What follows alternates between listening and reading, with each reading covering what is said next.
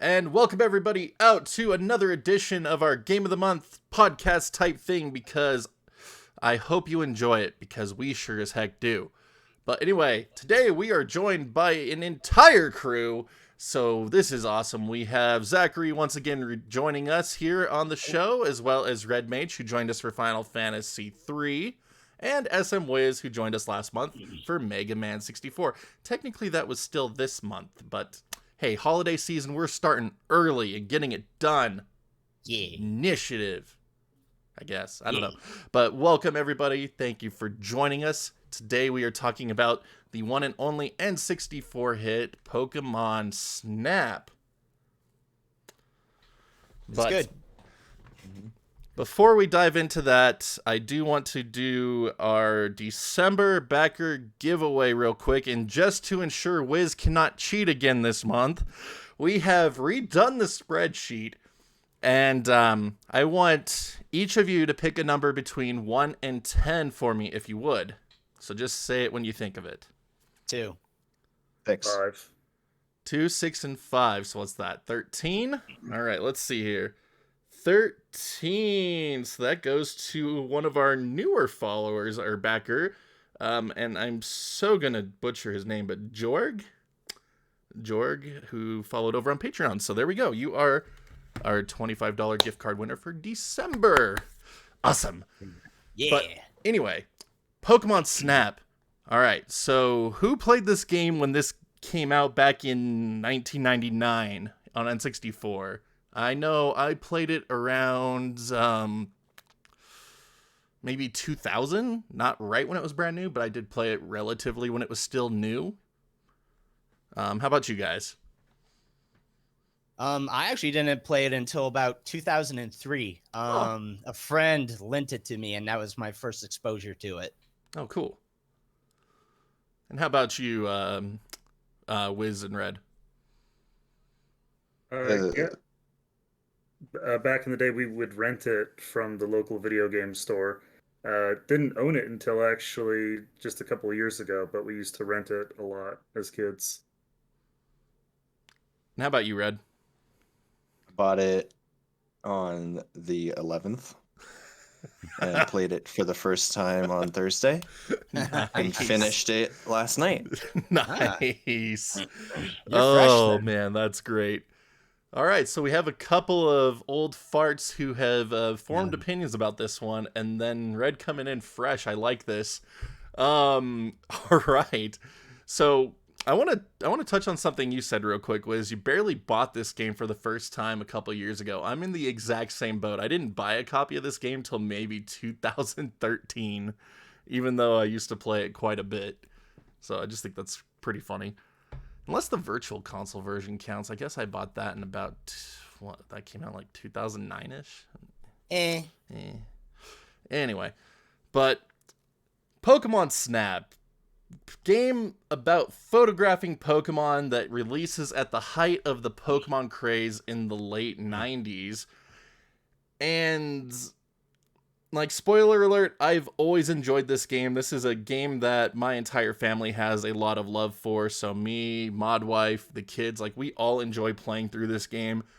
And it's not a long game. So, I mean, you could sit down, start this game, finish it in, like, 3-4 hours at most, and get like 99% of the content. Like it's just a nice, good, casual game in my opinion. But It's got a great score mechanic too, because you can play, for about 30 minutes or so and get pretty far, and technically complete the Pokedex or the report. Yep. But you can, if you're a perfectionist, you can go for a better photo. And you can really start to figure out what gets the most points, like the best. Like I know Pikachu he's all over, and like you can get a good photo of Pikachu pretty much anywhere, but it's like what one might get you the best score. And you have to play the game again and again, throwing the fruit at just right angle so he gets to just right position. He's looking at you right next to the track. There's a lot you can do. Oh, yeah. It's one of the cool things about the progression of this game is that you do get the different unlockables that do different things for the earlier levels too. Yeah. So I just lost my train of thought. Someone else go. Someone else go. I'm spacing. Well, so yeah, speak for yourself. It actually took me probably about 6 months to beat it, but probably because I just had so much fun taking photos. I just did that again and again. I know I didn't figure out some of the hidden challenges until a few months afterwards. Yeah, I was kind of a dumb kid though, so. I think I lucked into some of those on pure coincidence on my first playthrough back in the day. Yeah. But Red, you just started playing this game, and you said you just beat it. So I mean, how hard was it for you to figure out some of the extra stuff they wanted you to do, or was it pretty obvious for you? Well, first of all, I'm a gamer, so it was pretty easy to find. But also, having played and beaten most of new Pokemon Snap, because I did get that for my Switch, and I played that and beat that before I ever played this game, just because I didn't have it working in 64 till relatively recently. All right. And GameCube was my first. I didn't have an N64 as a kid. I had an SNES and then GameCube. So, just skipped on this one, but it was a couple times through to find all of the things. Like it's nice that they have you go through them a couple times to get the Pokemon to make sure you can unlock the next area, or to go back through at the very end to unlock the final area, go through every single place again. And it's nice. I think my favorite part, we talked a little bit about the progression of it, and you get the new items. I think one of my favorite things of that is getting the Pokeflute. You get the Pokeflute so late after you have played every single other one, so that since you have to go back through anyway, at least you have something to make every single one slightly different now that it's, it's got something else. It gives you a chance to get a fresh take on an old level. So, like all those shots that you maybe couldn't get before, now they're waiting for you. And not only that, but you also have the experience that you've brought from all the snaps. Mm-hmm. And I mean, who doesn't enjoy seeing Snorlax doing his big old fat man dance? Like, it's good stuff. It is good stuff. I mean, I relate to it on a spiritual level, I guess. I don't know. I love that if you try taking a picture, on a side note, if you try taking a picture of the Snorlax, but it's lying down, Professor Oak has no idea what it is. Like, what's this? Like, it's a Snorlax. Obviously, like, can't you see its like foot? It's big old fat butt laying there, like doesn't care until you've pestered it awake either at the festival, or you wake it up happy. Yeah, you can take a picture of an indistinct wisp and it'll develop as a haunter, but you can't take a picture of sleeping Snorlax and know what it is. Yeah. Actually, another feature that I really liked that I didn't know until obviously when going through that level the first time is the stuff that develops on the film that isn't necessarily super visible in person. Yeah. Like the one I think there was a cave had the sign that did that with the crystals. Yeah, and the haunters. Yep. It's cool. I think one of my favorite things about this game is just kind of like the hidden things you have to do to get different Pokemon to appear. So in the beach level, you have to take a picture of every Lapras, and you're always mad about how Lapras is so far away, and it's like, you can never get a good picture of Lapras. And then you realize it's like, oh, I just have to take a picture every time Lapras appears, and all of a sudden he's right up in my face, and you get the perfect Lapras picture with the entire herd. Is just like, or pod because it's ocean based. Fish school Pokemon school of herds, Lapras, right? like that works too, I guess. And like that's just a cool thing. And then like throwing the pester balls into the volcanoes to get the Growlithe and Arcanine to pop out, killing Charmeleon to make it evolve into Charizard. Like, how jacked up was that one, man? Yeah, killing so Magikarp too. Up. It's also fun when the Pokemon interact with other Pokemon in the scene, like in the first level where the Meowth is interacting. The Meowth gets murked. Yeah. Yeah, he does. So, and I think those are even special photos that award bonus points. Yes, they are. So again, more variety to that. Yeah. Yeah. Yeah. Oh yeah, go for it. I was just going to say, I really liked that as an introduction to, yeah, there's going to be some times where even if it's a Pokemon, they might do something that's super special. Because if you get a photo of that Pidgey, it's like, hey, that's worth 500 points bonus, like 500 points base. Yeah. And so it's like, oh, if you get a special thing, it's going to be worth extra points just right off of it. Yeah, that's subtle cool. teaching. Yeah, it's a good way of doing cool it. Stuff. Yeah. Yeah, and they also give the Pokemon themselves give good hints for how you can interact with them in a lot of areas. Mm-hmm. Like early on in the second level where you can throw the fruit and you realize you can. I'm going to butcher the Pokemon names. I'm sorry, I don't play a lot of Pokemon, so please bear with me with that. But when you throw the apples at the guys that explode, and then that's a hint later on how you can get to the new hidden area. It's like, oh yeah, I threw apples at those guys, because you wouldn't have gotten apples just at that point, and you're told to experiment with them. Well, of course you're going to hit the big round thing, and then you might notice that cave at the end. And so yeah, it's great at that invisible teaching, and there are great subtle clues in the Pokemon and the environment on ways that you can get different outcomes. Yeah. But even after having played this game, going on like what is it, 20 years now? Yeah, 21 years now that this, or I can't even math right now. 22 years that this game's been available. Right? My most recent stream of it, doing the retro achievements, like I was learning new things about it again when I thought I had like seen everything this game had to offer. And yeah. I just think that's pretty cool. Yeah. And like I still love how pretty this game is to look at. Like it's basic, but like it's a good looking game for the N64 platform. It's a good looking game to run on Wii U, Virtual Console, Switch online. Like it just holds up pretty well, even with its basic geometry and stuff. Like it's just a good looking game in my opinion, and I always just get a kick of coming in and looking at it. Yeah. And it's got fat shoes. I mean, that's always a winner. Yeah. Yeah, I was gonna say, playing through it again, I was kind of noticing that I did enjoy it as a whole. I don't think I felt the same wonder and amazement that I felt when I played it as a kid. Yeah. And I think in part because this let us get into a 3D world and interact directly with Pokemon, which we hadn't really had the opportunity to do before.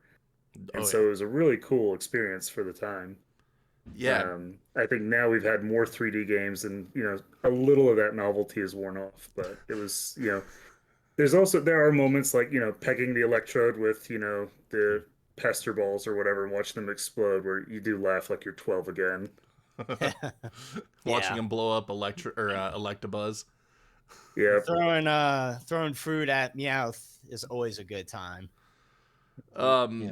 But to Wiz's point there, like, we need to remember in 1999, like, all we had here in the States was Pokemon Red and Blue and maybe Yellow at this time. I don't remember exactly when Yellow came out. So, I mean, we only had these 8-bit sprite representations of what these creatures looked like. Pokemon Stadium hadn't come out in the States yet either, so that came out a year after Snap, I believe. That's a good point. So this was our first. This really was real the exposure. First time that you saw 3D Pokemon in a gaming environment. Yeah. And it did give a lot of them like personalities and different things like that. And another cool aspect was like the character you play as was from the anime. So like if you watch the anime, you're like, that's that dude that was trying to take pictures of Pikachu that Team Rocket was like trying to trick. Like what the heck?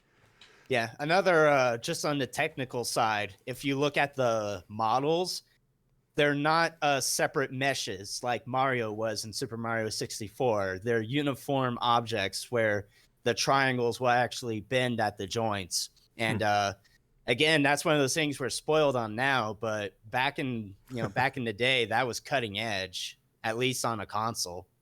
Yeah. Yeah. Yeah, because you have to remember how blocky, like even in Smash Brothers, all the characters were literally just made up of different objects sewn together. and it was convincing. But you look at any join, it's like, no, that's just two objects bending together. Yeah, I'm like staring at it right now just to like be like, I want to see this more closely now. Yeah. Yeah, look at the electrode and see how many parts it is. Like for an N64, like the electrode is pretty round. Like again, it is. This isn't this isn't an impressive game in its scale, but like it does a good job. Yeah. Yeah. It sells the immersion because like imagine if this game had the same model structure as Smash Brothers and Super Mario 64 had, it wouldn't have held up nearly as well. Like compare Pikachu from Super Smash Brothers and Pikachu in Pokemon Snap, and you'll notice just how vastly improved the models are. That's true. That's definitely true. Going back to something Wiz said here in a second about us being more spoiled on 3D Pokemon, I'm going to go out there and say that the Pokemon models in this game like still hold up compared to the newest Pokemon models that are available. Just saying. Not really. Like, obviously, there's a lot more work done on them, but it's not okay how well these actually do stand up to modern Pokemon 3D models. Yeah. Oh, you want to compare what these developers had 3 years to do on an N64 versus what modern developers have 3 years to do on a Switch with almost 10 times as many Pokemon? I know, it's not a fair thing, but still. It's like we're talking N64, but you just had to do a drive-by jab and Game Freak. The trees right here, the trees that are showing up right here look better than anything that was in freaking Sword and Shield. I mean, come on. Ooh, damn. Hot take. Yeah, but you saw what happened when they made it look prettier. It doesn't run. So, yeah, exactly. Do you want it to look pretty or do you want it to run? I'm just They're trying only to the biggest throw some multimedia salt franchise into in the the world. mix here, just because like I'm always like too excited and happy about like the things we talk about. So I'm just trying to like poke it with a stick a little bit. Like I actually don't mind the way that the graphics have looked on newer Pokemon games. Like, that doesn't bother me. I play N64 and PS1 games on the regular, so it's like, I could care less if this mesh transparency doesn't look right. This tree doesn't look right. Oh no, half refresh rate sprites walking across the screen. Like, that stuff never really bothers me that much, but again, I just want to poke it, make sure people are actually watching this so they can just try to throw shade at me at this point. Timestamp it. Yeah. Do you wanna You want to talk shade about the actual game, the controls? I know it's the N64, but invert, then non-invert? No. One. Choose one. I will invert. I've played inverted a lot. I will play non-inverted. I understand. Choose one. Yeah. It's like that scene in Moana with the crab. It's like pick one, pick one. Can't focus. I don't think I know what you're referring to because when I play through it, the entire game is inverted.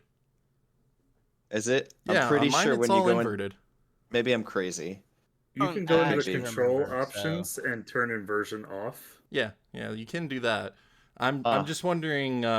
I didn't. Since Red got a cart secondhand, is there a secondary control scheme for like when you're not zoomed in versus zoomed in? I don't recall that being a thing. I thing. have my Switch here. Let me check the Yeah, options. because I should have double checked. To be fair, I did. Yeah, wipe I'm honestly not sure because if someone did that to you, that would definitely suck. Because I was inverted when I was looking around, and then when you zoomed in, it would like be regular, and up is up and down is down. No, that sucks. Yeah, it's all inverted by default. I got used to it after just a little bit. Yeah, that's terrible.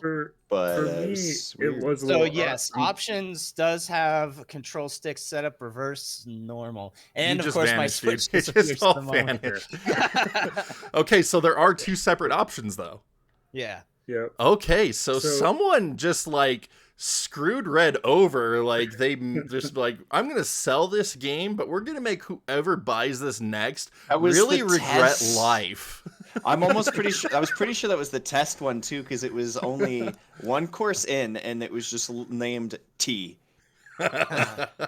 You got the rare beta card apparently. Oh, they got me, man. Anyway, they trolled you, dude. That was my first thing I wrote down. I was like, it's fun. Okay, it was holy word. What the controls? But it was talking about the controls though, because it was funny going back to it, and like the N64 just has a lot of buttons that aren't getting used in that game. And it's kind of interesting that like R gets reused, and so I was finding myself hitting the buttons at the wrong time. Because I'd forget, zoomed in. I'm like, oh wait, that does a different thing now. Yeah, and it was interesting that like zoomed in, you lose the ability to do certain things like throw those apples or those pester balls. Yeah. And maybe I got spoiled with new Pokemon Snap. Where it's like, look, I don't want to throw the ball and then quickly try to zoom and aim. I want to zoom and aim and then pitch the ball where I need it. Yeah. That's definitely a modern convenience. I kind of agree. It wouldn't be so... It's kind of a nitpick, not a real big issue, but I agree because like the pan speed is so different when you're zoomed in versus not. So the issue I think you and I were having is you try to throw the ball or the apple or the smoke or whatever, and then you try to go zoom in and get that photo quickly, but the event's already happened. And I know I had that with the fish. It would, it would jump up and like, quick, get, and it's already done. Yeah, Magikarp's a troll. Magikarp, yes. Goldie's Wish doesn't go up at all, because Magikarp at least splashes up pretty high. Yeah. Goldie just goes... Yeah. I also noticed that sometimes it doesn't look like it took the photo with, like the door opens and the bat comes, and it's impossible to get it right in the middle to where it says its name. And I found that to be a little annoying. Yeah, Zubat's a troll too. There's definitely a lot of trolly Pokemon in this game. But, I mean, that comes down to mastering it too. Like, the Mew bonus stage is an absolute nightmare to get a perfect Mew. Because you have to hit him with the pester balls to break his lousy shield, and then when he's flying with the shield in front of him, you have to hit him with a pester ball again, hope you land it, so that way he spins around in front of you for you to get that perfect photo, and it's just like... Yeah. It's hard. One thing I want to say nice about the controls, though, I am very happy that left and right C rotates the camera 90 degrees. Yes. Like, it makes quick turns so quick, like... quick navigation, like, okay, there's something happened over here or over here, like you don't get stuck like languishing in slow turns since there's no option for that. So I do want to give the controls props on that regard. Another thing worth mentioning about this game, if you don't have a good analog stick in your controller, or if you're playing it on emulation with an uncalibrated like Xbox PlayStation controller, the game is ridiculously sensitive and makes it really hard to get anything lined up until you really get used to it. So, I mean, I remember one time me and Modwife were streaming it, and I gave her the emulated version instead of the real N64 version because I was like, here, it'll look prettier, it should control okay. But I didn't calibrate her controller before setting her up on it, and she could not like land any shots. And I was like, okay, we'll switch then. And I tried doing it. I'm like, no, yeah, this is uncalibrated. I screwed this up for you. Ranking your wife on stream. Yeah, that was when we were playing it together to see who could beat it the quickest and get the highest scores. It's like, I'm just cheating. Like, I'm sorry. I'm just a scumbag, apparently. Ice is a bully. There's that hashtag coming back from Dude of Rock. We do it for the content. Anyway. Yeah. I accidentally lowered my chair. Yeah, I don't have any actual complaints. There are little nitpicks, but that's just kind of with any game. There's always going to be little things that kind of stick out to you. Yeah. The only complaint that I think is an actual problem is how picky Oak can be with the pictures. Because I had a lot of pictures of Pokemon that filled up the whole screen, and he's like, it's kind of far away. It's like, it is the full photo. What are you talking about far away? I think I'm going to try it again. It didn't work. Look at that.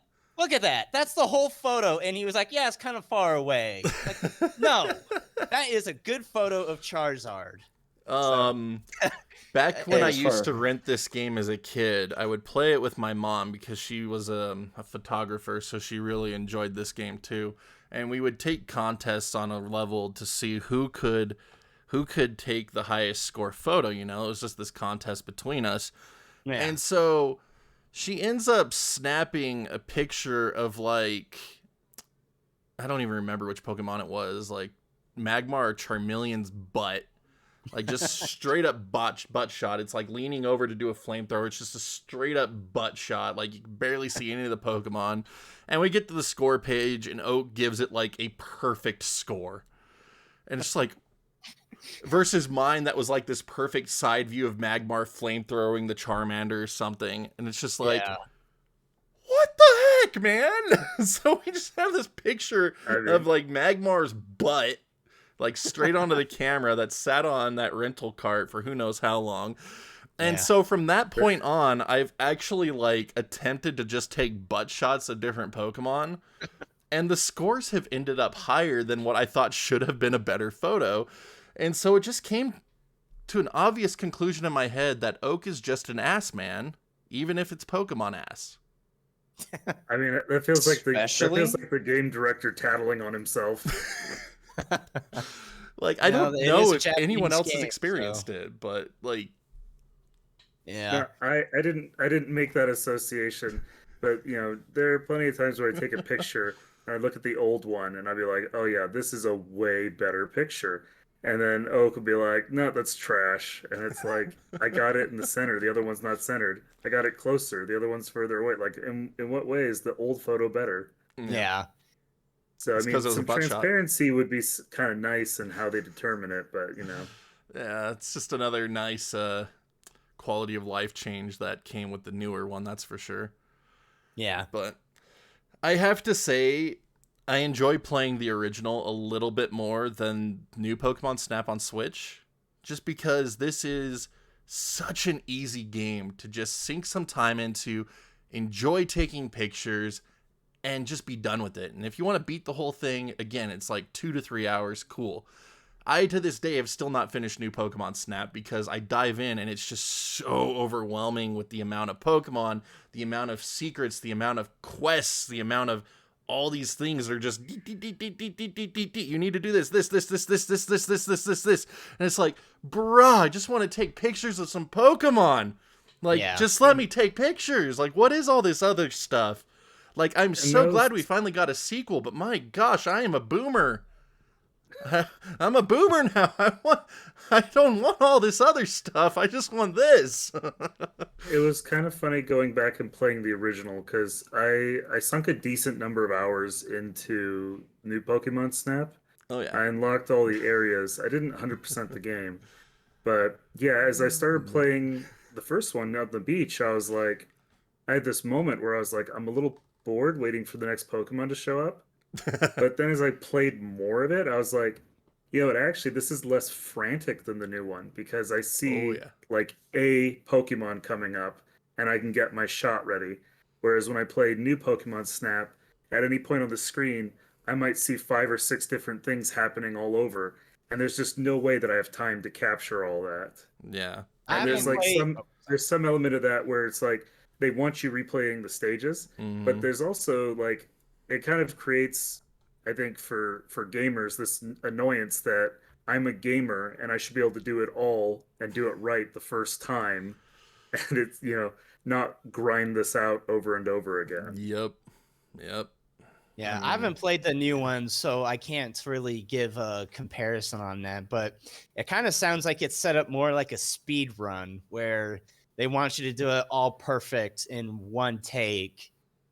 Is that more or less right? Or it's interesting because the new one, the courses, like you basically your points that you take for the photos are almost like XP on the course, and you have to level up on the course, which is kind of the other thing that is a little odd. Is it does hit a point where the new one becomes very grindy. Yep. For me at least. No, it is super grindy. That's one of the reasons why I gave up on it.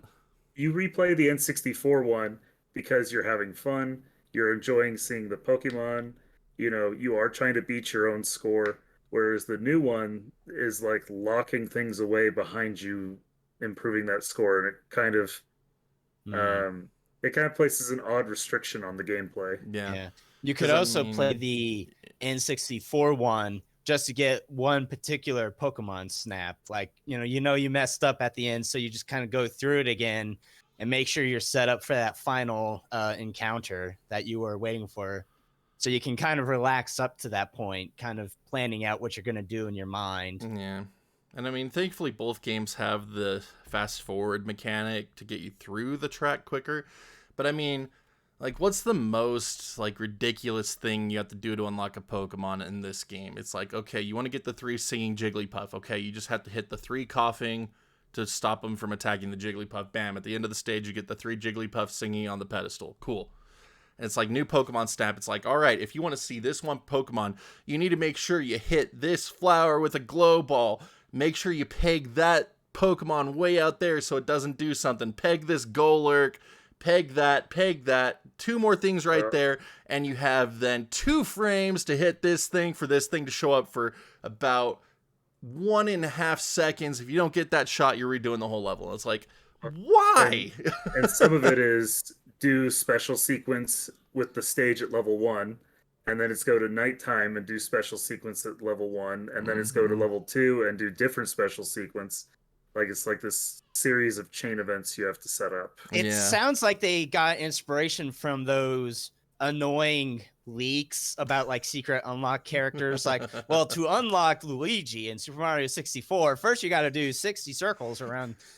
It kind of sounds like they got their inspiration from those rumors. You gotta beat 20 enemies in cruel melee to unlock Sonic. It's a lot less of an action. It feels a lot less like of a sit down and play through this game, and more of I own this and Animal Crossing New Horizons on my Switch, and I play these 2 games. And I will never run out of content because I play these 2 games, and I am not looking to run out of content. I am not looking for a 100% finish checklist. Yep. I am looking to not run out of content. Yep. And it's good for that. I think it really, really excels at that. It is and good it's for and that. it's difficult because I love playing this game. I see why it's so many people wanted something to finish with the new Pokemon Snap, with new Pokemon Snap. But Yeah. I think it did end up well, especially with, I think their goal was to set up something more like Animal Crossing, where it's just, there is a finite amount of stuff, but you're playing not forever, but for forever. For a long time. And I mean, Like you too. I don't hate new Pokemon Snap. I'm complaining about it, but I think it is a fantastic game. It is a really pretty game. It is the prettiest Pokemon game to date, hands down. Yeah. But my gosh, if it just doesn't get so overwhelming with all the little minute things that you're going to have to put into it to get where you want to get in that game. Since we're on that topic, I haven't played it, so obviously this isn't an actual critique, but in my opinion, it's kind of a missed opportunity that the new Pokemon game wasn't set up in a Breath of the Wild style scenario. Like, because that's the only critique. I don't want to say critique, but I kind of don't like that on the 64 one, you're stuck on a rail, which it makes sense. But with the new hardware, how cool would it have been if you could like just go out there? Yeah, free roam, and you could also it could be on a timer, so like Pokemon in certain areas do certain things at certain times, and you can interact with townsfolk, and they'll tell you rumors about this weird Pikachu they see on the mountain, and you're going, it's Balloon Pikachu, but you have to kind of figure it out. It's an interesting concept. It wouldn't look as pretty. Sure. I think that's the big part, is it's on rails. That way, everything that you can't see is unloaded, so it can put all of the power that they're putting into what you're looking at. It's true. True that. Which is why new Pokemon Snap is the prettiest Pokemon game there is. Yeah, I mean, it's one of the prettiest Switch games there is, too, with all those nice effects that they have going on. Like, it's a very, very highly detailed game. Yeah, And I guess that's fair. Though I still Man. kind of mourn the loss of an open yeah. world Pokemon. Where that'll you, be new Pokemon Snap. you knew Pokemon Yeah, Snap. 20 more years. Yes. So 24 more to years. bring it back to the original one, though. Yes. One thing I wanted to mention that I don't think we have is the whole way through, the music is good. Ooh, yes. Specifically, I wrote down the music slaps for the Yes. volcano level. Every level But has like a great theme. all of them are good. All of them are good. But I would like the volcano level started playing, and I was like, oh, this music bangs. It was just good. Yeah. That was like one of my very few specific notes. River was my least favorite music. I don't know why. I like the second river, the mountainous river one, like the tunnel, music for that I think it's one. called or whatever. The music for the one where you get the Staryu and the Squirtle and all that. Mhm. Like I still hear that one. Like I'm talking about it right Dragonite now, stuff. and I hear it in my head, and like I'm seeing the Yeah. Staryu fly around my face right now, and I'm like, I gotta take a picture of you, you little suckers. Anyway, the audio work is Yep. nice on this game, that's for sure. And Yeah. another nice throw out to fans of the anime was that they just used the same voice work that they used for the anime, so Pokemon are saying their names and they sound like they do on the show. So it's just like, especially for kids back in the day, it's like, oh my gosh, it's like there they are. Like, Yeah. it's just cool little touches. The environments are also very good. You know, we already discussed them being on rails, which is why they might have a high poly count, but I mean more so just like the layouts and the designs of the environments themselves are very good. And the texture quality is very good for what the N64 could offer. Yes, very impressive. Yeah. Very impressive texture work for N64. I think both Fast Pokemon forward Snap that. games are pretty good representations of what their consoles are capable of graphically. Yeah. And I mean, that doesn't sound like a lot of compression for N64 hardware. There's probably is some, I just can't tell because it sounds good. Yeah. But Yeah, I going don't back know. to the level design, Well, like I love that you get all the various biomes. You got beach, cave, volcano, both the river levels, and then the Mew level and I'm forgetting one. Am I forgetting one? Yeah, there's 7 stages. Yeah, so we've got beach, cave, volcano, river, second Tunnel. river, Mew level.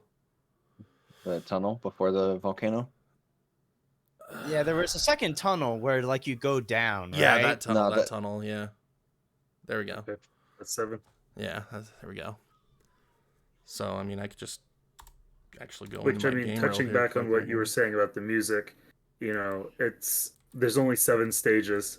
And so the music, like, I mean, that could have gone, it would have been really easy to get that so wrong, you know?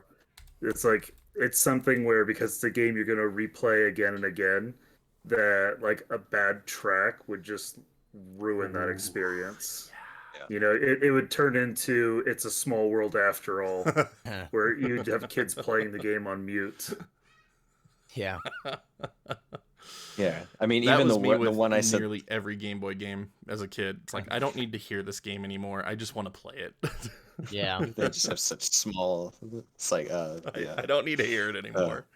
Like, that was me with the Game Boy Pokemon games. It's like, I like this battle music. I've just heard it way too many hours now. I'm just going to turn this volume off.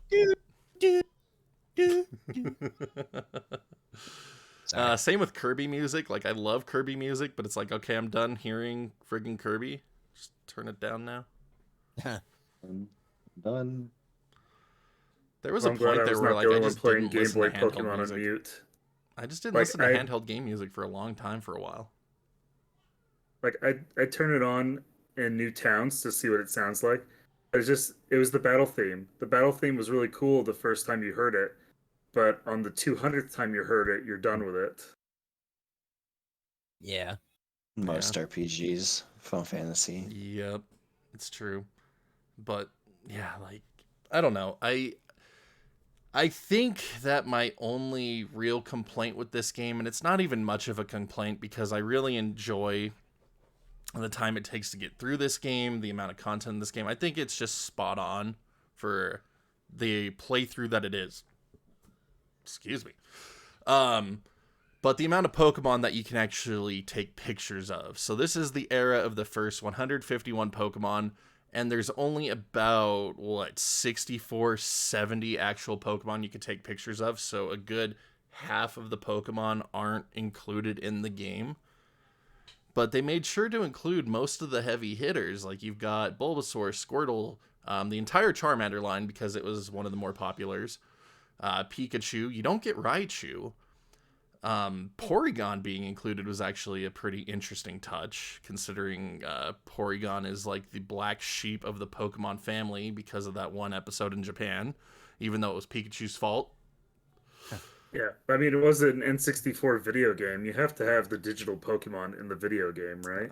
I guess. Like, it's a good fit for the N64's rendering capabilities. It's a Pokemon with sharp, angular lines. It was perfect for the N64. Exactly. Exactly. They didn't have to work as hard on that model as they did all the others. For sure. Yeah, I didn't realize how many Porygon were actually in this game until a recent playthrough, too. I always thought it was just the one that you used to push the switch. I was like, oh, I didn't realize there was all these ones over here, too. Yeah, let's go. 5 or not a 5, but there's quite a bit. 3 or 4 or something. Mm-hmm. But that would probably be my biggest complaint personally about the game, is just the amount of Pokemon. And at the same time, it's like, I really don't care. Like, this is my biggest complaint, yet I actually don't really care a whole lot about it. So, is it really a complaint? Hashtag National Dex on the original Pokemon Snap. I know, right? I was okay with the Dexit right from the start, apparently. It just never bothered me. I thought there could have been a couple more Pokemon, especially since, like, maybe the river stage felt kind of sparse of Pokemon that were cool, for lack of a better term. Yeah. And not even necessarily that you need to put more cool Pokemon in there, but there's, like, I don't know, it feels like only Pidgey to represent all the flying ones, for, like, no Spearow or Fearow or would Butterfree count in that category? Legendary birds too, but I mean, just like normal flying types that you get normal in the flying, beginning of the game, like or even what's his name with the leak? Oh yeah, Farfetch. Farfetch would have been a cool one. I'm surprised there was no Rattata, honestly. Yeah, that too, but yeah, it's kind of interesting when you talk about there's some Pokemon that show up again and again. And, like, it makes sense that we get Pikachu over and over. He was the mascot for the series. Yep. But even just, like, in stages, it's kind of a interesting balancing act. Because, like, talk about, like, the beach, you know. You see Meowth chasing the Pidgey, I think, 3 times before you see the payoff at the end with Pidgey, you know, just wrecking Meowth. And it's like, okay, did I need to see Meowth chase the Pidgey a second and third time? Or could I have had new Pokemon there? Yeah. And it would just be a fun thing. At the start of the stage I saw Meowth chase Pidgey, and at the end of the stage, I see Pidgey wreck Meowth. Yeah. Like, yes, it's a shorter narrative, but, you know, it's 2 duplicate encounters that I didn't need. Yeah.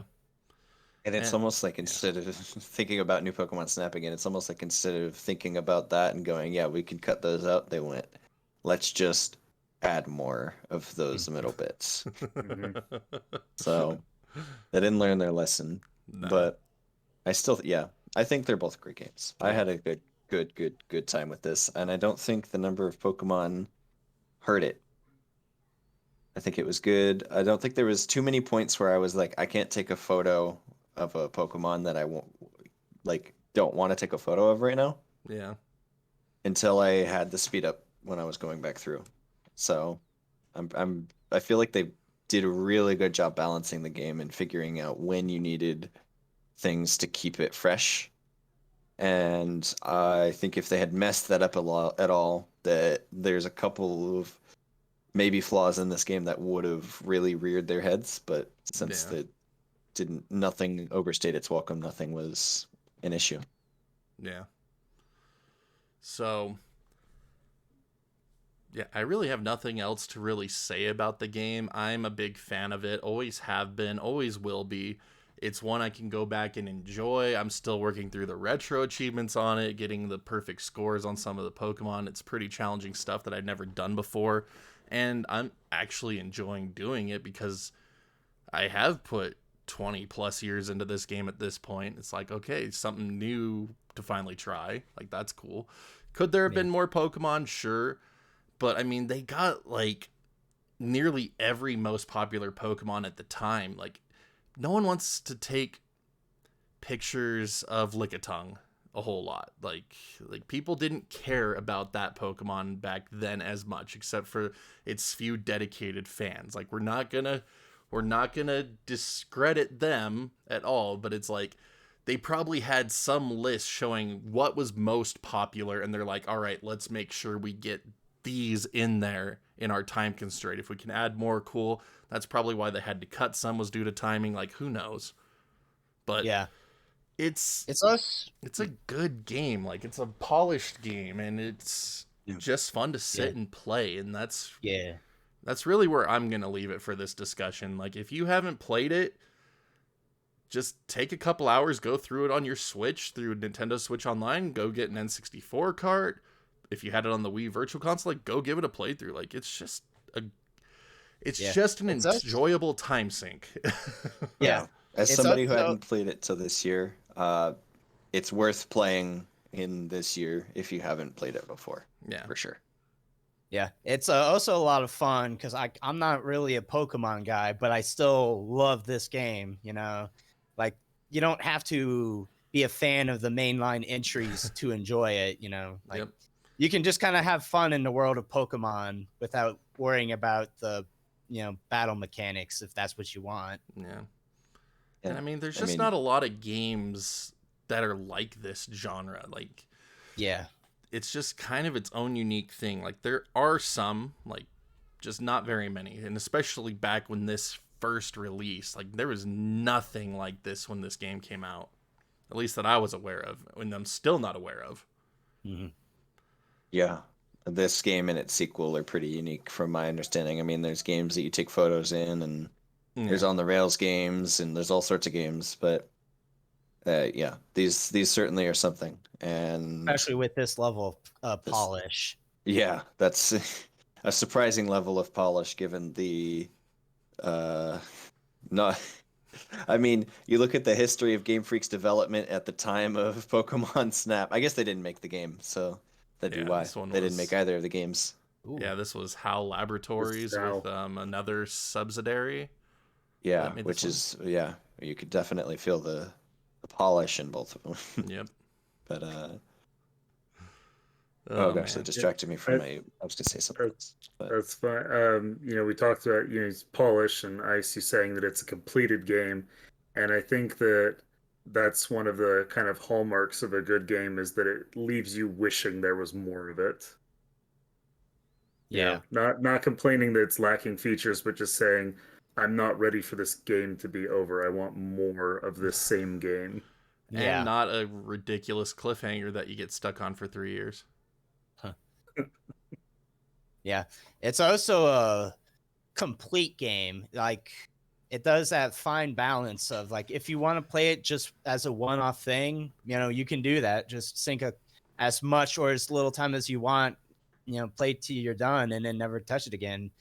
But, like you said, if you want, it does leave a desire for more if you really, if you really enjoyed it. So, yeah, it did a really good balance between being a complete package and also kind of wishing there was more to it. Oh, yeah. Yeah. And, I mean... Go for it. I mean, that's what I remembered I was going to mention earlier. Just, we were talking about I don't remember at what point, but something about its just general appeal and the appeal of the game and its polish and everything. I live with my wife and I live with another couple, and all four of us are just sitting on the couch, passing the controller around and playing it because none of us had played it before, and it's just So it's just the kind of game you can do that with. It's a perfect game to just sit and enjoy, regardless of what games you normally play or anything else. If you held that, even if you haven't held that bizarre 3-prong controller before, as long as you've held a controller before, you should be able to just pick it up and do it. I didn't say it wasn't an angel. I just said it was a bizarre. It's a biblical angel. Yeah. I get what you're. Shameless on that plug note, for the Tribute 64 once again right here. There we go. Oh yeah. Now that you mention it, that's also another hallmark of a great game when you can interact with it without playing it, because you can easily backseat drive that game if you want. Oh yeah. That's probably another great thing about playing this game in the here and now, thanks to Nintendo Switch Online. So it's like my kids will play through this one, and then they'll be like, I want to try out the new one, and they don't have to wait the 20 years like the rest of us did that were there back in the day, and they can just still experience the good times, because there's a lot of stuff that's too complicated in the new one for them. They'll go back to the old one and be like, bam, look at this picture, I got a Pikachu, daddy. Like, oh, that's great, man. So one final question for all of you, though. Sure. Because I just remembered I wanted to ask this, and I kind of forgot to do it a little bit earlier. But how many of you printed off stickers at the Blockbuster Pokemon Snap kiosk? Who did it? Who did it? I did not get to do that. Blockbuster was for rich kids, okay? We had video updates. For all those younger viewers at home, Blockbuster was a place where you would ride your dinosaur and get a big plastic piece of junk to put in another big plastic piece of junk. Oh man, I rode that shit till it sunk. 2008 to 2011, that was good times. Anyway, so for anyone that wasn't aware, they had preview kiosks for Pokemon Snap at Blockbuster. So it was basically modified N64 hardware. You would buy like tokens, then you'd put it in with this little card. You'd bring your Pokemon Snap cartridge from home and stick it into the kiosk, and you could choose photos from your gallery to print off on a sticker sheet. And I think you got like 16 stickers for like $3 or $4 a pop. And so I remember doing that once, printing off pictures of like my Charizard, one of my electric Pikachus or something like that.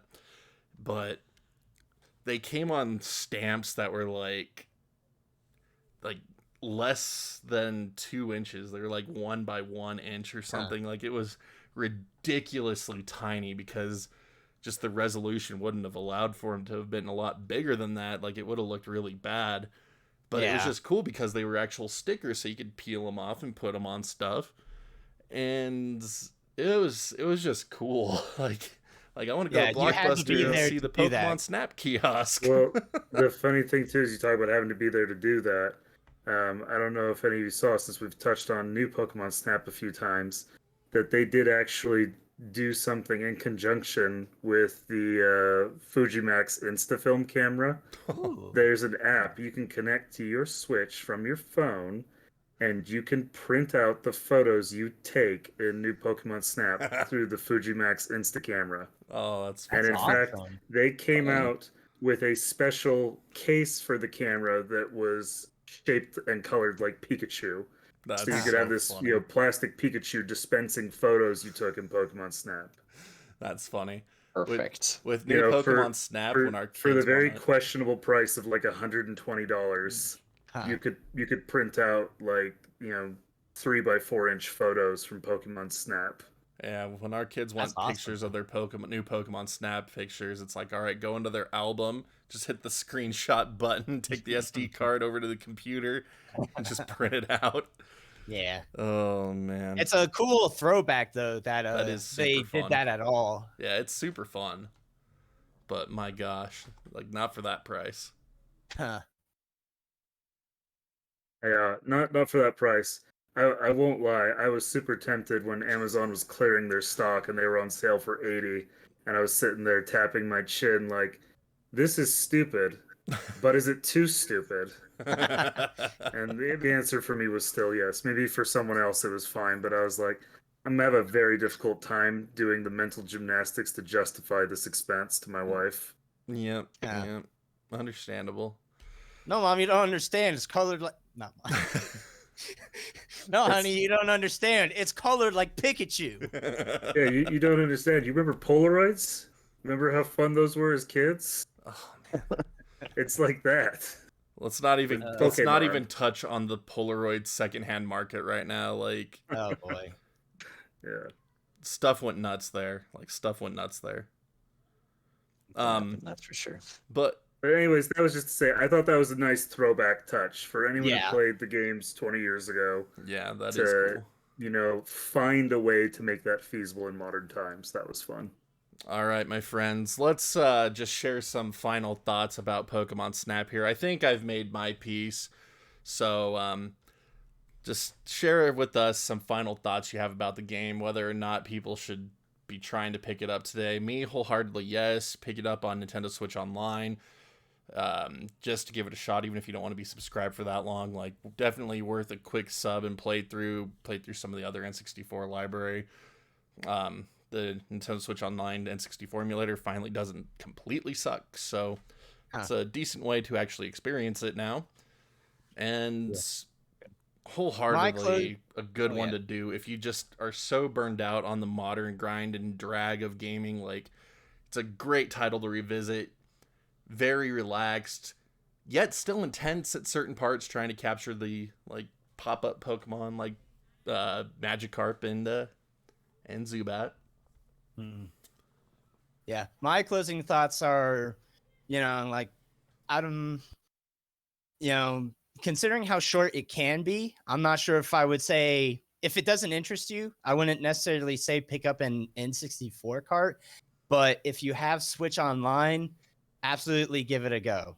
There's no reason not to give it a shot. It's a lot of fun. It's a different speed of a game. It's very relaxed. Like we said, there are moments where it can get a little not crazy, but you gotta act fast. You gotta anticipate things, but it never loses its relaxed pace. So definitely, if you're a Switch Online subscriber, give it a go. It is a worthwhile adventure.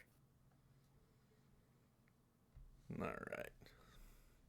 Yeah, I mean, for my piece, I already have an N64 that works since I went through the trouble of getting that to work and everything else, getting working controllers. I went to a shop near me. They had one copy left. I think it was just around $20. So if you're somebody that likes collecting games and you're like, should I get Pokemon Snap for my collection? I would say yes. I mean, it's absolutely a blast to go through, and almost it has that magic charm of almost like Mario Party or Mario Kart, where just almost anyone can at least play some of it and have at least enough of, even if they're not playing right, or not right, but well. Like, even if they take so many bad photos and get one photo that they can even show to Oak, and they're having fun, almost certainly. Yep. So it's a good time, good blast, great time. Just make sure that whoever owned your cartridge prior isn't trolling you like they did poor Red. Yeah, that was something. I learned today. That was my biggest gripe with the game, genuinely. Changing that, honestly, makes the whole game probably about 10% better. Yeah. All right, Wiz, send us off, buddy. Yeah, I mean, tacking onto that, if you got the original hardware, I mean, you'll definitely get $20 of enjoyment out of that. And if you don't, I mean, Nintendo Switch Online is a great way to experience it. And, again, I think for any of us who played the original Gen 1 games at the time and watched the anime, it was, our first immersive experience in the world. So, good amount of nostalgia for those of us coming back to it. And, just kind of fun to explore. And, we've talked about kind of that, trying to get that perfect photo, but it's also a game that you can play in a very relaxed manner and just kind of unwind after a long day at work. Oh, yeah. But thank you so much for joining me today, everybody.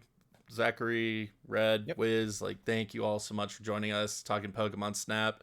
This was this was a fun month for me. I mean, we only did 2 weeks this time instead of the full 4 because of the holidays. So, we'll be back into January for our next podcast and backer giveaway. Announce the next month's game in Discord. So if you want to be part of the game of the month and join in the discussions, you can check out the Discord channel. And one day it might be more active than it is now. Like, sorry, I'm busy. But It is what it is. Anyways, appreciate everyone coming out, watching today's podcast game of the month. Let us know what you think about Pokemon Snap in the comment section below. And we will see you all back next month. Enjoy your holidays, regardless of what holiday you might be celebrating this time of year. Just, I hope it is awesome. Hope you all have a good time. And we'll see you back next year. Later, everybody.